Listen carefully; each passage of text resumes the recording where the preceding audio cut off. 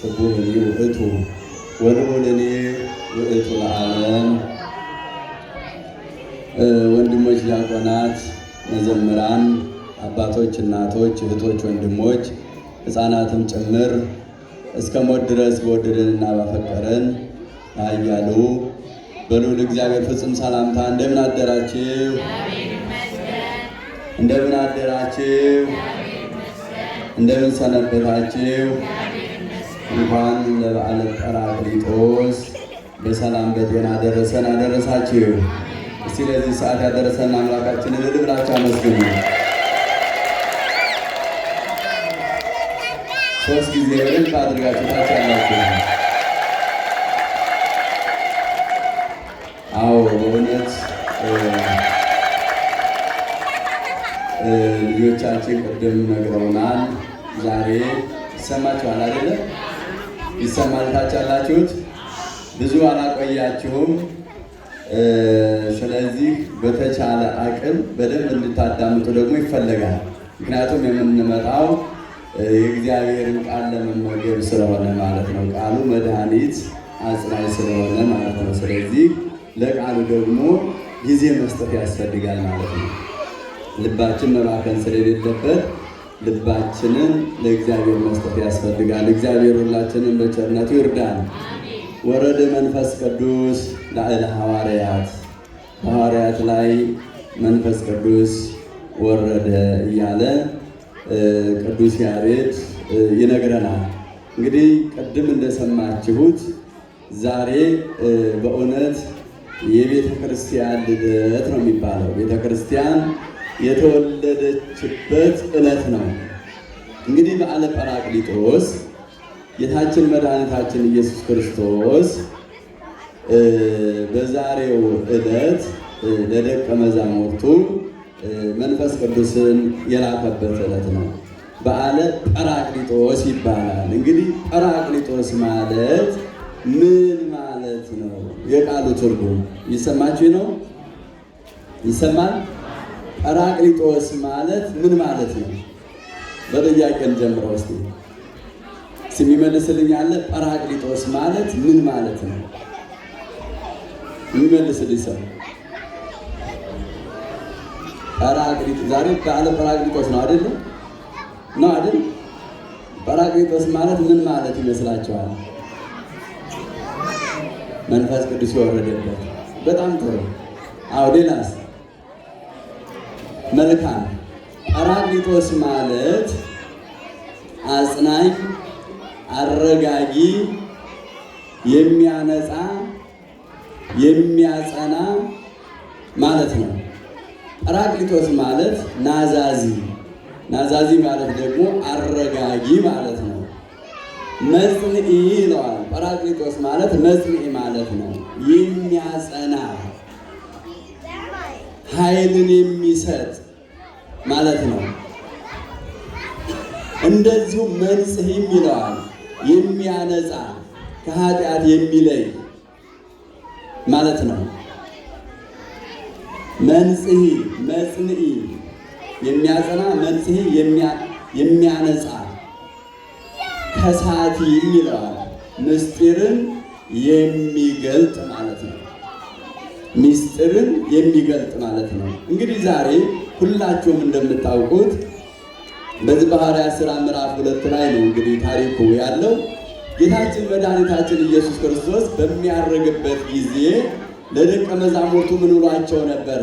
አንተም ውሰ ንበሩ ሀገረ ኢየሩሳሌም እስከ ትለብሱ ኃይለ እምአርያም፣ ከሰማይ ኃይልን እስክልክላችሁ ድረስ በኢየሩሳሌም ጸንታችሁ ቆዩ ብሎ ነበር። ቤት ቆዩ አለ። ቤት ከሰማይ ምን እስክልክላችሁ ድረስ? ኃይለ መንፈስ ቅዱስን እስክልክላችሁ ድረስ ከኢየሩሳሌም እንዳትወጡ አላቸው። ለምንድን ነው ጌታችን መድኃኒታችን ኢየሱስ ክርስቶስ ከኢየሩሳሌም እንዳትወጡ ያላቸው? ጌታችን መድኃኒታችን ኢየሱስ ክርስቶስ የሚናገረው በምክንያት ነው።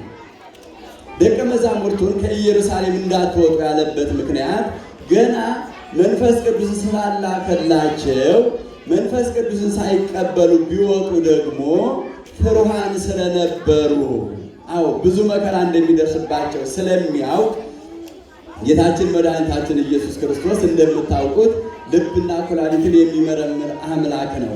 እኔና እናንተ ምን እንደሚያስፈልገን ምን ማድረግ እንዳለብን ጠንቅቆ የሚያውቅ አምላክ ነውና ከኢየሩሳሌም እንዳትወጡ አላቸው። ምክንያቱም አላቸው ኃይልን ከሰማይ እልክላችኋለሁ። ኃይለ መንፈስ ቅዱስን ሳልክላችሁ ከኢየሩሳሌም ብትወጡ ልታስተምሩም አትችሉም። ምስጢርም ገና አልተገለጠላችሁም። ፈተና ውስጥ ልትገቡ ትችላላችሁ። ስለዚህ በኢየሩሳሌም ጸንታችሁ ቆዩ አለ። እንዳላቸውም ደቀ መዛሙርቱ በኢየሩሳሌም ጸንተው ቆዩ። አንትሙ ንበሩ ሀገረ ኢየሩሳሌም፣ በኢየሩሳሌም ቆዩ ካለ በኋላ እነሆ በዛሬው ዕለት ጌታችን መድኃኒታችን ኢየሱስ ክርስቶስ አንድ ቋንቋ ነበር የሚናገሩት። አስተውሉ የእግዚአብሔር ልጆች፣ 71 ቋንቋ ተገለጸላቸው። መንፈስ ቅዱስን ገለጸላቸው። ክብር ምስጋና ለስም አጠራር ይሁን። በእውነት ያ መንፈስ ቅዱስ ፍሩሃን የነበሩት ደቀ መዛሙርት ጥቡዓን ሆኑ። በፊት ኃይለ መንፈስ ቅዱስ ከመውረዱ በፊት ደቀ መዛሙርቱ ምኖች ነበሩ? ፍሩሃን ነበሩ። ይፈሩ ነበረ፣ ይደነግጡ ነበረ። ኃይል አልነበራቸው። በሰው ፊት ቆመው መናገር አይችሉም ነበረ። ነገር ግን ጌታችን መድኃኒታችን ኢየሱስ ክርስቶስ መንፈስ ቅዱስን ከላከላቸው በኋላ ፍሩሃን የነበሩት ጥቡዓን ሆኑ፣ በአእምሮ ጎለመሱ፣ ምስጢር ተገለጠላቸው። በዚያን ጊዜ ነው እንግዲህ አስተውሉ፣ ያልተረዱ ሰዎች ደቀ መዛሙርቱ በተለያየ ቋንቋ ሲናገሩ ያልተቀበሉ ሰዎች ነበሩ። እየሰማችሁ ነው? እየተሰማ ነው አይደለም? መንፈስ ቅዱስ በወረደ ጊዜ ደቀ መዛሙርቱ በተለያየ ወተናገሩ በነገረ ሁሉ በሐውርት በተለያየ ቋንቋ ሲናገሩ ያልተቀበሉ ሰዎች ነበሩ። እንደምታውቁት መቼም በዚህም ዓለም አለ አይደለም? አንድ ነገር ስናደርግ እኮ ማመን የሚያቅታቸው ብዙ ሰዎች አሉ አይደል እንዴ? የሚያደርገው እግዚአብሔር ነው፣ የሚሰራው እግዚአብሔር ነው። ነገር ግን ያንን እውነታውን ለመቀበል የሚጨነቁ ሰዎች አሉ አይደለም? በዚያን ጊዜም ደቀ መዛሙርቱ ቋንቋ ተገልጾላቸው ጌታችን መድኃኒታችን ኢየሱስ ክርስቶስ ምስጢር ገልጾላቸው በሚናገሩበት ጊዜ እነዚህ ሰዎች ትናንትና እኮ እናውቃቸዋለን፣ ይህ ምንድነው የሚናገሩት? እኛ እነሱን እኮ እነማን እንደሆኑ እናውቃቸዋለን እያሉ ይዘባበቱባቸው ነበረ።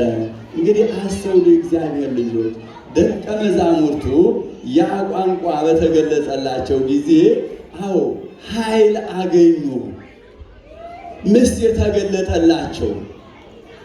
71 ቋንቋ ነበረ የሚናገሩ፣ 71 ቋንቋ ተጨምሮ በጠቅላላ 72 ቋንቋ የሚናገሩ ሆኑ። ለ120 ቤተሰብ ማለት ነው። ለ120 ቤተሰብ 120 ቤተሰብ የሚባሉት እነማን ናቸው? አቤት ተናገሩ እንጂ 120 ቤተሰብ የሚባሉት እነማን ናቸው? ይህን ታልመለሳችሁ ጨርሳለሁ ማለት ነው። ቶ ብለን እንሄዳለን። መልሱልኝ አልኩት። 120 ቤተሰብ የሚባሉት እነማን ናቸው? 36ቱ ቅዱሳት አንስት። እሺ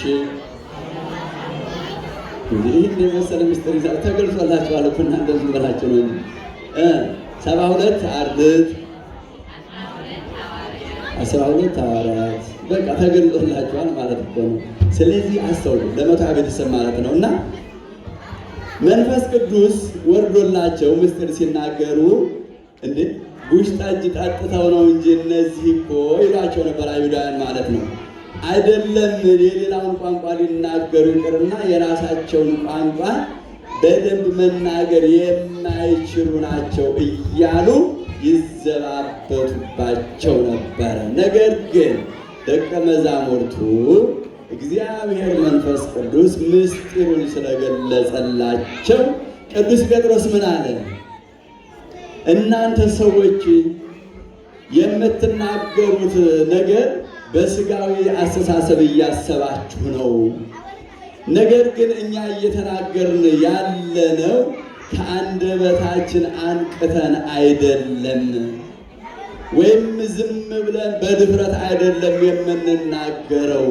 ምስጢሩን የገለጸልን እውቀቱን የገለጸልን መንፈስ ቅዱስን የላከልን አምላካችን ጌታችን መድኃኒታችን ኢየሱስ ክርስቶስ ነው። በማታውቁት ነገር አትሳሳቱ አለማን ቅዱስ ጴጥሮስ። አንዳንድ ጊዜ እኮ እንደምታውቁት በማናውቀው ነገር ብዙዎቻችን እንሳሳታለን አይደለም? ባልተረዳነው ነገር፣ ባልሰማነው ነገር በይሆናል ተነሳስተን እንዲህ ናት እንዲህ ነው የምንል እኮ ብዙዎች አለን አይደለም? ሰው ጓዳ ገብተን መከራ የምናይ። አዎ በማይመለከተን ነገር የራሳችን ብዙ ነገር እያለብን በማናውቀው ነገር ብዙ መከራ ውስጥ የምንገባ፣ ብዙ ፈተና ውስጥ የምንገባ ብዙዎች አለን አይደለም? እግዚአብሔር ማስተዋሉን ያድለን። በእውነት ክርስቲያን ማለት ራሱን የሚያይ ነው መሆን ያለበት ወገኖች። በእውነት ዛሬ የምንረዳው ከደቀ መዛሙርቱ በዓለም ሂደው ነው። እንግዲህ አስተውሉ። ሁሉ ወመሃሩ ውስተ ኩሉ አጽናፈ ዓለም፣ ወደ ዓለም ሂዱና አስተምሩ ብሎ ነው የላካቸው። መንፈስ ቅዱስን ከላከላቸው በኋላ ማለት ነው። አልጫውን ዓለም 12 ደቀ መዛሙርት ናቸው በወንጌል ያጣፈጡት። ዓለምን በሙሉ አስተውሉ። 12 ሰዎች። ዛሬ ስንት አስተማሪ አለ? ብዙ እልፍ ነው አይደል? ግን ስንቶቻችን ተለወጡ? ስንቶቻችንስ እንደ ቃሉ እየኖርን ነው ያለነው ወገኖች? በእውነት የምናስተምርም የምንማርም ሰዎች እኮ ቃሉን እንሰማለን አይደለም? እንደ ቃሉ መኖር ግን አቅቶናል። አላቃተንም? መንቃት ያስፈልጋል ወገኖች። በእውነት የምናመልከውን አምላክ ጠንቅቀን ማወቅ ያስፈልጋል። ቅድም እንደነገርኳችሁ ክርስቲያን የሆነ ሰው ሁልጊዜ ማሰብ ያለበት ስለበደለው በደል፣ ስላጠፋው ጥፋት አምላኬ ፈጣሪ መድኃኒቴ ኢየሱስ ክርስቶስ ሆይ ይቅር በለኝ፣ ራራልኝ፣ እዘንልኝ፣ የሰውን ሳይሆን እንዳወራ የራሴን ኃጢአቴን ይቅር በልልኝ እያል ወደ እሱ ማልቀስ ያስፈልጋል። እና ቅዱስ ጴጥሮስ ምን አለ? እናንተ ሰዎች አለ አትሳሳቱ። ባላወቃችሁት ነገር፣ ባልተረዳችሁት ነገር የጉሽ ጠጅ ጠጥታችሁ ነው እያላችሁ በሐሜት አትጎዱ አለ። እንግዲህ በሀገራችን ባህል አለ ቅዱስ ጴጥሮስ አሁን ጠዋት ነው። በጠዋት ደግሞ እናንተ እንደምትሉት እንኳን ቢሆን ጠጅ መጠጣት አይቻልም፣ አይሆንም፣ አይደረግም፣ ባህላችንም አይፈቅድም። እኛ ግን አለ ቅዱስ ጴጥሮስ እናንተ እንደምታስቡት አይደለም። በተለያየ ቋንቋ እየተናገርን ያለነው አምላካችን እግዚአብሔር መንፈስ ቅዱስን ልኮልን ነው። ውስጣችን የተነካው በመጠጥ ሳይሆን በእግዚአብሔር ቃል ነው። እናንተ እንደምታስቡት አይደለም አለ። እውነት ነው። ደቀ መዛሙርቱ ይናገሩ የነበሩት ውስጣቸው በመንፈስ ቅዱስ ተመልቶ ነበረ። እግዚአብሔር ከኛ ጋር ሲሆን ወገኖቼ የምንናገረውን ነገር ሁሉ እሱ ይገልጥልናል። የምንናገረው ነገር ሁሉ ተሰሚነት እንዲኖረው ያደርጋል። ዛሬ የቤተ ክርስቲያን ልደት ነው ብለናል። መንፈስ ቅዱስ የወረደበት ቅዱሳን ሐዋርያት መንፈስ ቅዱስ የተቀበሉበት ዕለት በእውነት ሁላችንም ደግሞ በቅዱሳን ሐዋርያት በአባቶቻችን እግር ተተክተናልና ያ መንፈስ ቅዱስ ለሁላችንም ደርሷል። ስለዚህ መንፈስ ቅዱስን የተቀበለ ሰው ደግሞ እነሆ ለሰጪው ለእግዚአብሔር የተመቸ መሆን መቻል አለበት። ቤተ መቅደስ ሰውነታችንን መጠበቅ ያስፈልጋል ወገኖች። ቤተ መቅደስ ሕይወታችንን ሰውነታችን እንደምታውቁት የእግዚአብሔር ቤተ መቅደስ ነው። የተወደደ የተከበረ ቤተ መቅደስ ነው ሰውነታችን። ሰውነታችንን አጽድተን ልንጠብቅ ያስፈልጋል። ከሐሜት፣ ከክፋት፣ ከተንኮል፣ ካሉባልታ ልንጸዳ ያስፈልጋል። መንፈስ ቅዱስ የወረደለት ሰው እግዚአብሔር አባቴ ቅድስት ድንግል ማርያም እናቴ የሚል ክርስቲያን ሕይወቱ የተባረከ የተቀደሰ የሚሆንለት ከሐሜት ከክፋት ሲርቅ ነው። ወረደ መንፈስ ቅዱስ ላዕለ ሐዋርያት፣ መንፈስ ቅዱስ በሐዋርያት ላይ ወረደ። ወርዶ ምን አደረገ? አዎ ምስጢር እንዲናገሩ አደረጋቸው። 71 ቋንቋ ተገለጸላቸው። ዓለሙን ሁሉ አስተማሩ። ያ በተገለጸላቸው ቋንቋ እኛ ይህን ያህል እናውቃለን እያሉ አልተመኩም ነበረ። እኛ እኮ 3-4 ቋንቋዎች ብናውቅ